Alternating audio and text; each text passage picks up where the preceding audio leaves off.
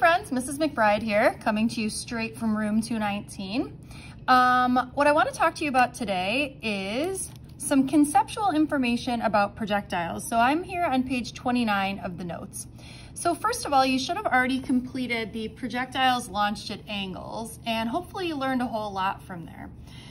First thing is, why is the launch angle of a projectile important? I guess I would say that it's important because it determines the path or the shape of the trajectory, okay?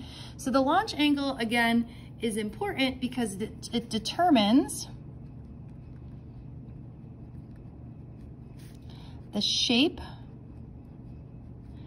of the projectile's trajectory.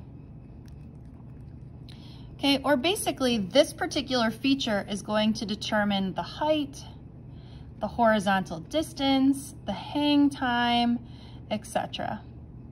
Okay, so if you think about it, this is important because let's say, for example, you're a punter on the Bills and you're trying to figure out how far do I want the punt to go?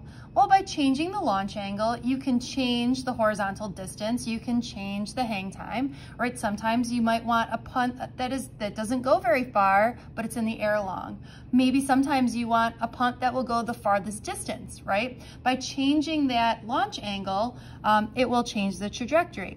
The same thing is true when you're playing golf, right? Okay, if I'm thinking to myself, well, I've got 100 yards to the hole.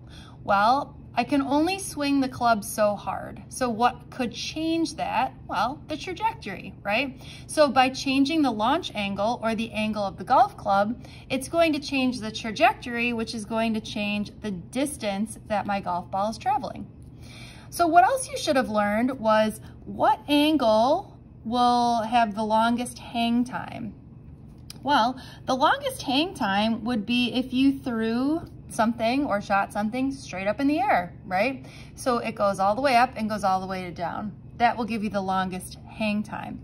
And in terms of the longest horizontal distance, you should get an angle of 45 degrees. Okay, that's going to give you the longest horizontal distance. And I just want to remind you of a couple of things while I've got you here. Remember, this is important for when you go to do your Google form. In terms of what's happening here with velocity, right? We said that the horizontal velocity is constant. Remember, it is not changing. The horizontal velocity is not changing. Whereas when we're talking about the vertical velocity, right, and we were showing it here in this picture, we were seeing that the vertical velocity we see as being accelerated, or it is changing. Remember, when something is going up, it is slowing down. Okay, and when something is going down, it is speeding up, right? It's definitely getting more attracted to the earth is what's basically happening. Okay, good luck on doing the projectiles conceptual practice. I'm going to grade that on effort, not necessarily on correctness. I just want to see where we're at, and we'll talk about that in class next time I see you. Okay, thanks friends.